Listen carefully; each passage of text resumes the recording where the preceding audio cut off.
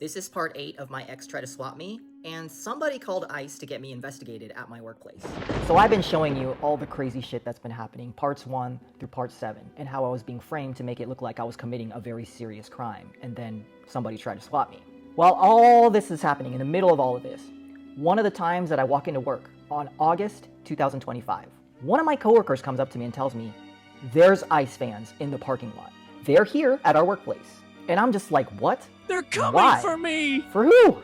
Because I found it supremely weird that ICE would be at my workplace, because this place that I work, it's part of government property. So I was like, what illegal immigrant is going to apply to work here? It really doesn't make sense at all. So it appears that somebody called ICE to try to get me investigated at my workplace. Now tell me, I linked you previously to this article showing that the private investigator that I hired had been indicted by the FBI along with 5 others. Well, one of the people who was indicted in this conspiracy happened to be a deportations officer working for the Department of Homeland Security. I don't think that's a coincidence either. Here's the thing, even though I'm a naturalized US citizen, the US government will revoke citizenships if you are being accused of a very serious crime, such as treason, espionage, or terrorism. And in my last video, I illustrated exactly how I was hacked into and being framed to make it look like I was committing a crime of this nature. So somebody was actually not only trying to get me investigated, they were actively trying to get me deported. This person hacked in my work computer that is funded by taxpayer dollars to frame me, essentially. They made it look like I was sending files from our own government to foreign nations. Then, coincidentally, right after that happens, ICE just happens to show up at my workplace. That is not a coincidence. So I caution you, if you were born in another country, if your parents or your family were born in another country, take note of this man. Pay attention to this face, and take heed of this man. If you're unsure about his character, about whether he would do something like this, just ask him who he voted for. I also want to talk about the private investigator that I hired, because I don't think people realize the gravity of what he did. Many of the people that he targeted were not citizens, but they were immigrants from China or permanent residents from China. These were people who were critical of the PRC, but some of them were only artists. They were not politically active beyond that. Well, the Department of Justice alleged that this man actively tried to frame one of those people for CP and other crime. Now, if they didn't yet have their green cards, that actually means he was actively trying to frame them to get them deported to a country that executes people really quickly and get them charged for treason. So basically, he was trying to have these people murdered. I mean, what are the odds that the other person involved in this 5-person conspiracy also ended up being a deportations officer? Which, by the way, I had no idea that ICE was a branch of the Department of Homeland Security. The Department of Homeland Security is where this private investigator had been working for 25 years. So if you're looking for a private investigator, I highly advise you to avoid this man at all costs. Unless you're maybe a white American who's been here for the last 3 or 4 generations. So based upon the facts, I believe this is exactly what happened. Back in June 2025, I hired this private investigator, not knowing about all these crimes that he'd been charged with by the FBI. For whatever reason, he then reaches out to my ex, and that is why this man mysteriously came back with little to no information. For example, he promised me locations that this man has driven to, based upon his license plate. He claimed he couldn't find his license plate. Well, I gave you his address. What kind of PI can't find a license plate?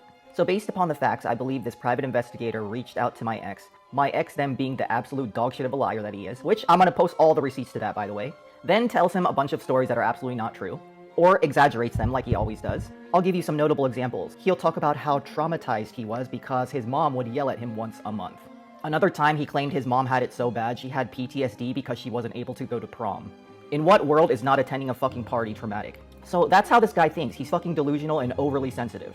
Now, I also had evidence that my ex had been planning this. He had been planning to swap me or do something like this for a long time, right down to the police officer that he was dating, secretly dating, while he was seeing me. And some of you might ask what his motive is.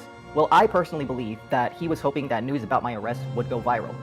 He probably thought that, oh, somebody in my job position who's also on OnlyFans, if she ever ends up getting arrested, this news is absolutely going to go viral, and then I'm going to be able to use those videos and get a lot of internet fame and money.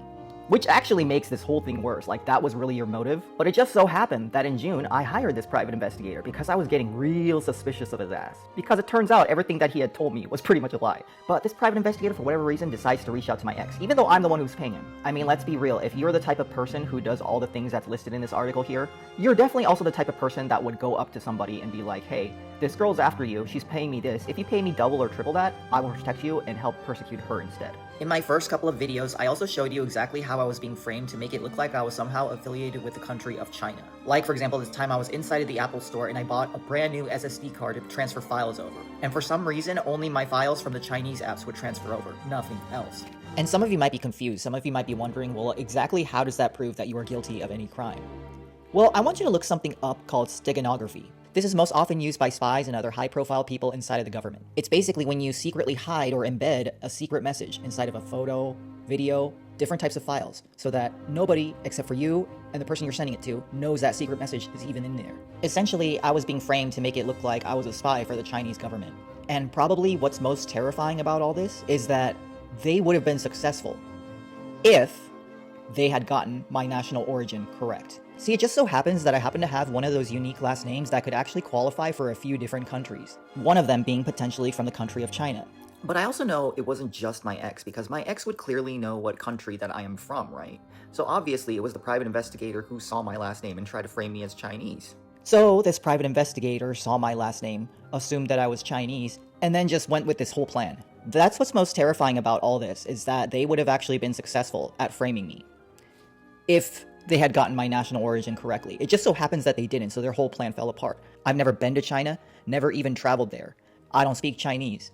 I can't read almost all Chinese characters. The few Chinese characters that I can read, it's from reading Japanese when I was a kid. By the way, I had an appointment with the FBI about this back in December, and I told them everything.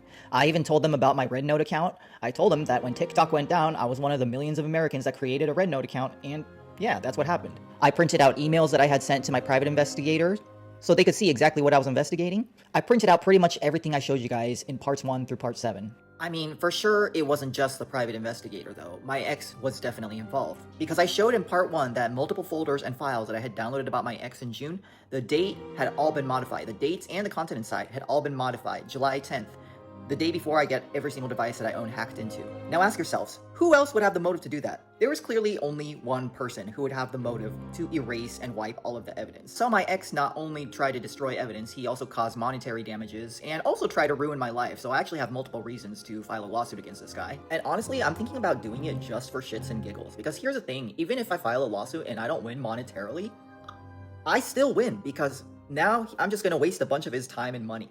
Plus, I also think it'll be comedic gold to just depose him, because I'm planning on videotaping the whole thing. He tried to make me lose my job, he tried to get me arrested, but the most beautiful part is he completely failed, because I ended up not getting arrested, I ended up not getting fired at work. In fact, now that everybody knows what I do for a living there, I don't give a fuck, I just show my face anywhere now. By the way, my next video is going to be all about the weird shit that was happening to me at work. That's a continuation of the last video.